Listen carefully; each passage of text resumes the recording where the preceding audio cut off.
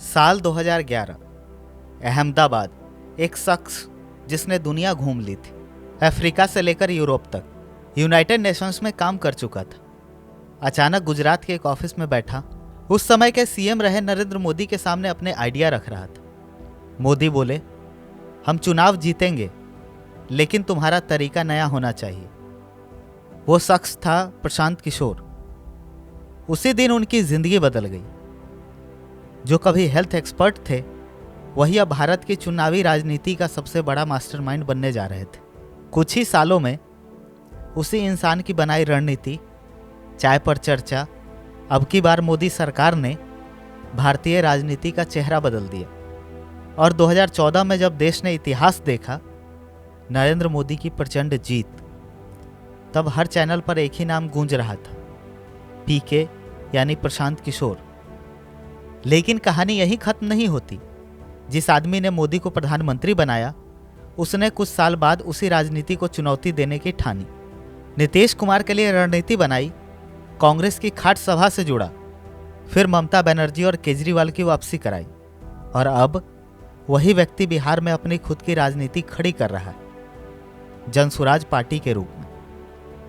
बिहार के रोहतास जिले के छोटे से गांव कोनार से निकलकर संयुक्त राष्ट्र की नौकरी छोड़ सत्ता के गलियारे का यह खिलाड़ी अब अपनी जमीन तलाशने लौटा है। वो कहते हैं, अब तक मैं दूसरों को जिताता रहा, अब बारी मेरी है बिहार की मिट्टी से जनसुराज की शुरुआत करने की। नमस्कार, आप देख रहे हैं बिहार चुनाव की सीरीज किस्से नेताओं के, और मैं हूं नवनीत कुमार। प्रशांत किशोर का जन्म 20 मार्च 1977 को हुआ। उनके पिता डॉक्टर श्री कृष्ण किशोर सरकारी मेडिकल अफसर थे। प्रशांत किशोर ने इंजीनियरिंग की पढ़ाई की और फिर संयुक्त राष्ट्र से जुड़ गए, जहां उन्होंने अफ्रीका और एशिया के कई देशों में स्वास्थ्य और नीति निर्माण पर काम किया। यहीं से उनके अंदर डेटा आधारित नीति निर्माण की सोच गहराई से बैठी, जिसने बाद में उनकी राजनीति में नई दिशा दी। 2011-12 में उन्होंने गुजरात के तत्कालीन मुख्यमंत्री नरेंद्र मोदी से मुलाकात की। उन्होंने मोदी को सलाह दी कि गुजरात मॉडल को पूरे भारत में प्रोजेक्ट किया जा सकता है। यहीं से सिटीजन्स ऑफ अकाउंटेबल गवर्नेंस यानी सीएजी की नींव रखी गई, जो आगे चलकर आईपैक बना। 2014 के लोकसभा चुनाव में अब की बार मोदी सरकार और चाय पे चर्चा जैसे अभियान उनकी सोच का नतीजा थे। नतीजा, बीजेपी को ऐतिहासिक जीत मिली और मोदी प्रधानमंत्री बने। यहीं से प्रशांत किशोर का नाम पूरे देश में गूंजने लगा। पटना, साल 2015। मोदी को प्रधानमंत्री बने सिर्फ 1 साल हुआ था और पूरा देश मोदी लहर में डूबा था। इसी दौरान बिहार के मुख्यमंत्री नीतीश कुमार ने प्रशांत किशोर को फोन किया, पीके, इस बार मुकाबला कठिन है, क्या फिर से जीत सकते हैं? पीके ने जवाब दिया, अगर जनता का मूड समझ लिया जाए तो हर चुनाव जीता जा सकता है। उस वक्त बिहार की सियासत बेहद गर्म थी। एक तरफ थे प्रधानमंत्री मोदी और भाजपा की लहर, दूसरी तरफ थे नीतीश कुमार और लालू प्रसाद यादव, जो पहली बार एक साथ आए थे। लेकिन सवाल था, कैसे बदला जाए जनता का नैरेटिव? प्रशांत किशोर ने यही किया। उन्होंने डेटा एनालिसिस और जमीनी सर्वे के जरिए बिहार की जनता की नब्ज पकड़ी, फिर बनाया एक ऐसा नारा जो आज भी लोगों की जुबान पर है, बिहार में बहार है, नीतीश कुमार है। उन्होंने हर घर दस्तक नाम से अभियान चलाया, जहां हजारों वॉलंटियर सीधे जनता के घर घर जाकर नीतीश कुमार की योजनाओं और कामकाज की जानकारी देते थे। यह भारत के चुनाव इतिहास का पहला ऐसा डोर टू डोर कैंपेन था जिसमें डिजिटल डेटा और भावनात्मक अपील दोनों का मेल था। लालू प्रसाद यादव और नीतीश कुमार, जो कभी एक दूसरे के कट्टर विरोधी थे, उन्हें एक साथ मंच पर लाने में भी प्रशांत किशोर की अहम भूमिका रही। उन्होंने कहा था, अगर आप दोनों साथ आए तो बिहार तय करेगा कि कौन देश की राजनीति बदलेगा। नतीजा वही हुआ। महागठबंधन जेडीयू आरजेडी कांग्रेस को 243 में से 178 सीटें मिली। भाजपा, जो पूरे देश में जीत की आदत डाल चुकी थी, बिहार में हार गई। उस दिन मीडिया ने हेडलाइन दी, मोदी को हराने वाला आदमी प्रशांत किशोर। नीतीश कुमार ने इतनी बड़ी जीत के बाद कहा था, अगर पीके नहीं होते तो यह संभव नहीं था। इसके बाद उन्हें जेडीयू का राष्ट्रीय उपाध्यक्ष बनाया गया और वे बिहार की राजनीति के अंदरूनी खिलाड़ी बन गए। अब वे सिर्फ रणनीतिकार नहीं बल्कि राजनीतिक शक्ति बन चुके थे।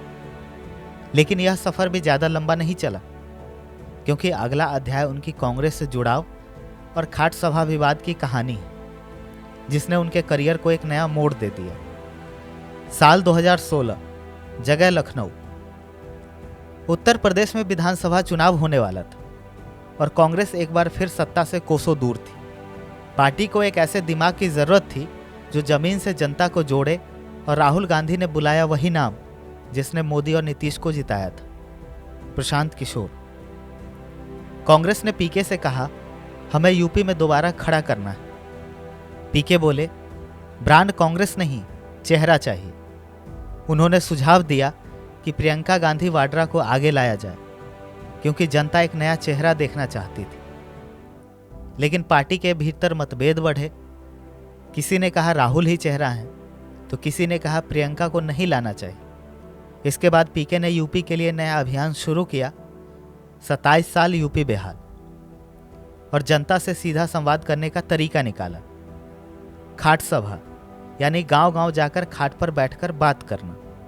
यह आइडिया अनोखा था, लोगों के बीच जाकर संवाद की पुरानी परंपरा को फिर से जिंदा करने जैसा।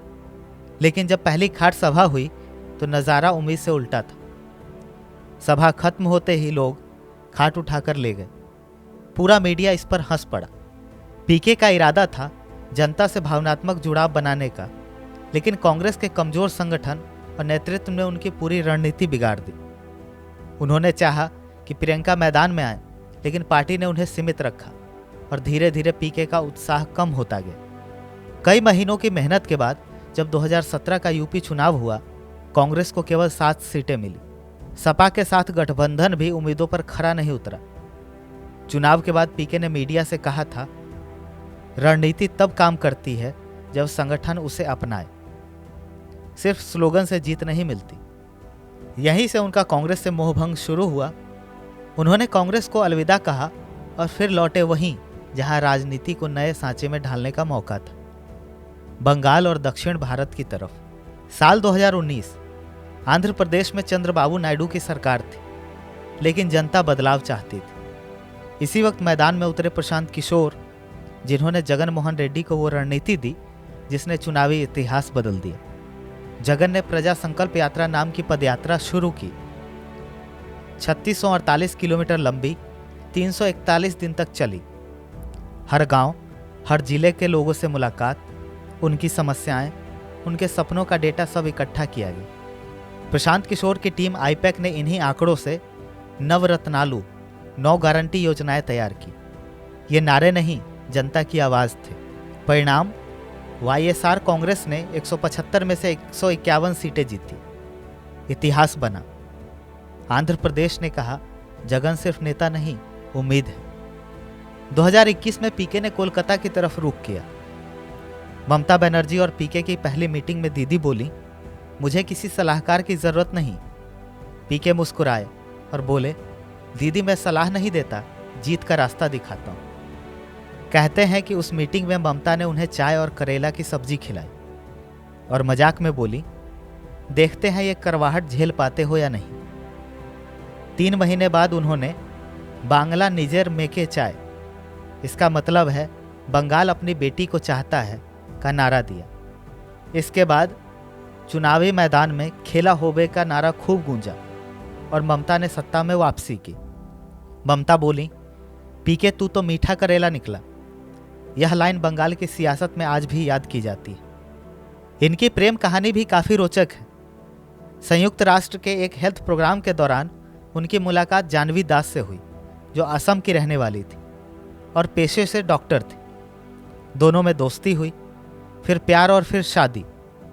आज उनका एक बेटा है। जानवी बिहार में बेटे के साथ रहती है, जबकि पीके ज़्यादातर बिहार की यात्रा पर रहते हैं। परिवार का कहना है वो नेता नहीं, मिशन पर निकला आदमी है। कई लोगों को ये बात पता नहीं होगी कि इनके बचपन का नाम टूटू था। हालांकि इनकी जगह सब उन्हें पीके ही कहते हैं। 2021 के बाद प्रशांत किशोर और नीतीश कुमार के बीच मतभेद बढ़ने लगे। केंद्र सरकार के किसी फैसले पर सहमति न होने के कारण उन्होंने खुद को किनारा कर लिया और 2022 में जनसुराज पदयात्रा की शुरुआत की। पदयात्रा के बाद गांधी जी के विचारों पर चलते हुए उन्होंने 2 अक्टूबर 2024 के दिन जनसुराज पार्टी की स्थापना की। 2025 के विधानसभा चुनाव में सभी 243 सीटों पर उम्मीदवार उतारे और एनडीए और महागठबंधन से 2-2 हाथ करने के लिए मैदान में। कभी नरेंद्र मोदी, नीतीश कुमार, जगनमोहन रेड्डी और ममता बनर्जी को सत्ता की कुर्सी तक पहुंचाने वाला आज अपने राज्य बिहार के लिए मैदान में। अब बात है अपने सपनों की, अपनी जमीन की, अपने बिहार की।